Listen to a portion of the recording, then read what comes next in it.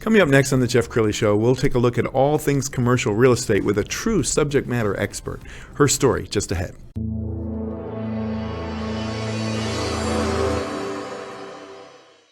Many are predicting that the worst is yet to come, which is unfortunate, said one person here. Until now, they've enjoyed the reputation of being the nation's icebox. Watched a burglar in his home this morning by webcam. As a journalist of over 25 years, stories are what make my world turn. Reporting live from the Dallas newsroom tonight, Jeff Crilley, Fox 4 News. But in 2008, I took the jump from my familiar life and started a PR firm from my home. We're talking about anyone with a camcorder like the one I'm using becomes a television network. We started slowly growing the company, and we now have over 100 clients, and we've branched into the world of live digital broadcasting. I now own 8 different TV studios and have a huge team, and the stories that I now get to share are sometimes the most important of my life. Life has a funny way of coming around full circle. This is the Jeff Crilley Show. I don't know about you, but when I think about real estate, I often think about residential real estate. It's the stuff that gets the headlines every night on the news, you know, our home sales up, down, sideways.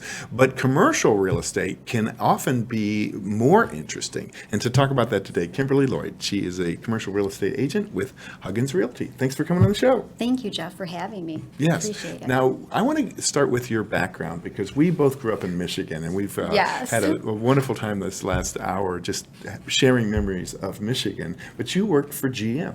Yes, I did. I actually started out summer help on the assembly line. So I was on the engine line putting parts in. I did that for several summers and then went on for per diem, went into management as a spare parts manager. So I was a manager in Michigan with that position for 14, 15 years. And then I transferred to the Arlington assembly plant in General Motors a few years ago. So I've been here about 7 years, 6, 7 years.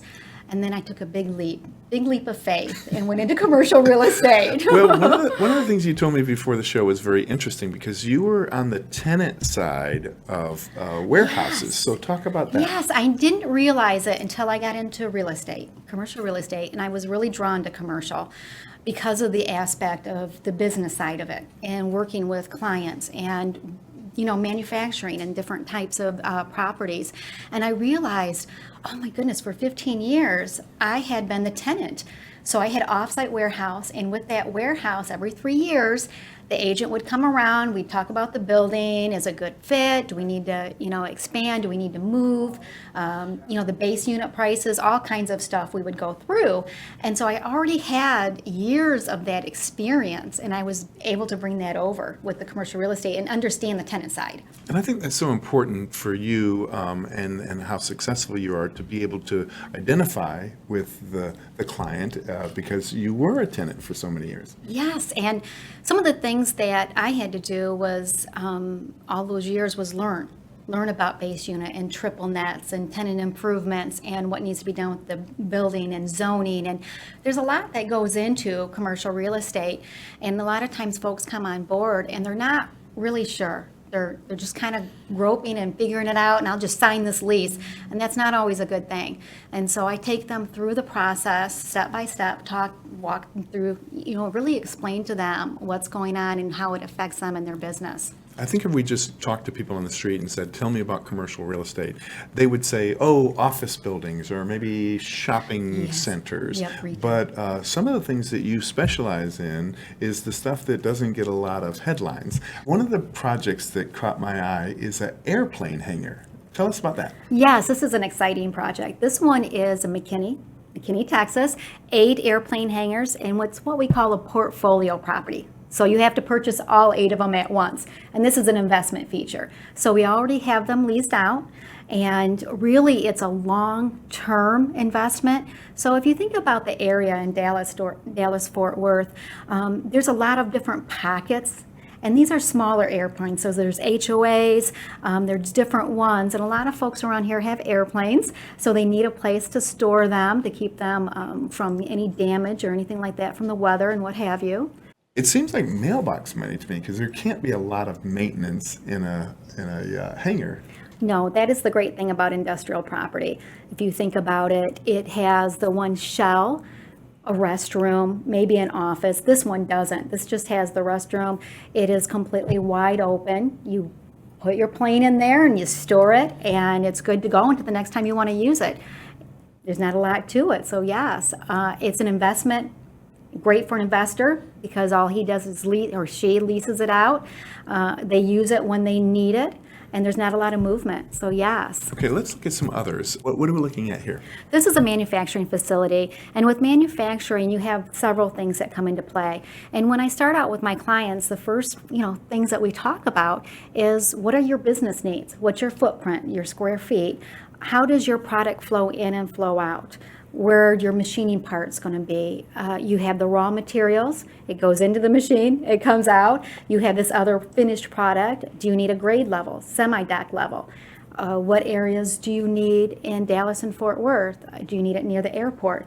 And so we go through these different things about manufacturing, even office and retail, and what the business needs are and how I can help you find those needs and find that property. We go through the property. I give you a whole bunch of lists and a whole bunch of things on what's going out there. We talk about the budget and what fits your budget. We talk about base rent, triple nets. Every single landlord has a different way, whether it's OpEx, triple nets, modified gross. So I explain that to my client and how it works and how that property works. Maybe they're paying electricity separately. And we go through that. We go through a letter of intent. An LOI is what it's called, and I write it up for them. So I do everything so they can concentrate on their business, because they're running a business. They have employees, they have work that needs to be done, and so I am in the background doing the other work for them and then bringing it to them and saying, hey, this is what we have. What would you like to tour? What would you like to see? How can I help you with your timing? Things like that.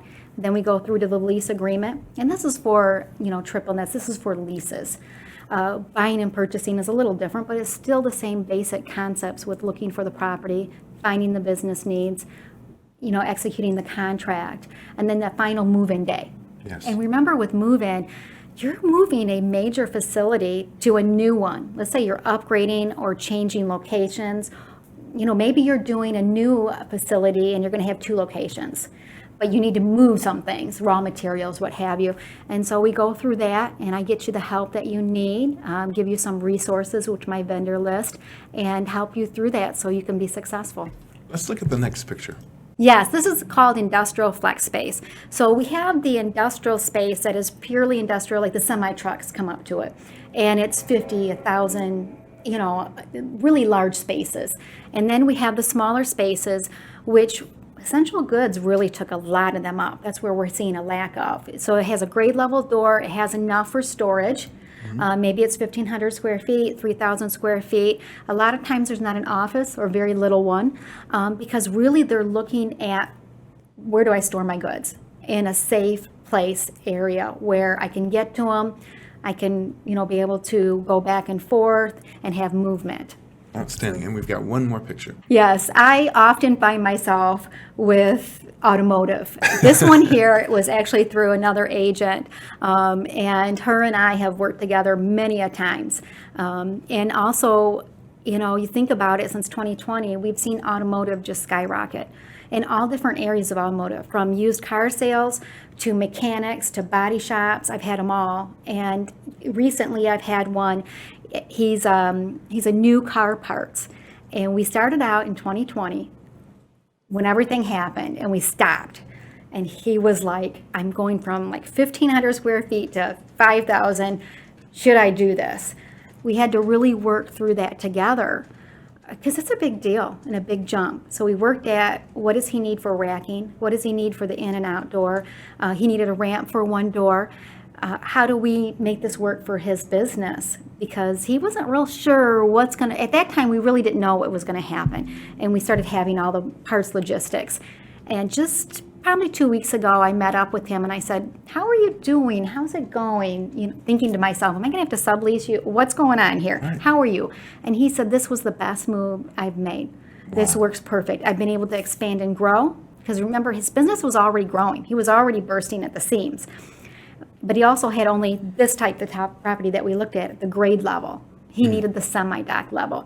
And there were some needs as a business he needed. And so this allowed him to expand, to grow, and grow into the market, because his, car parts are just all over the place. It's really expanded, increased inventory, And he was very happy. So that made me really happy. I was like, yes. All right, I know you circle yourself with a bunch of very smart people, bankers, other real estate agents. What is everybody saying about interest rates and where we're headed?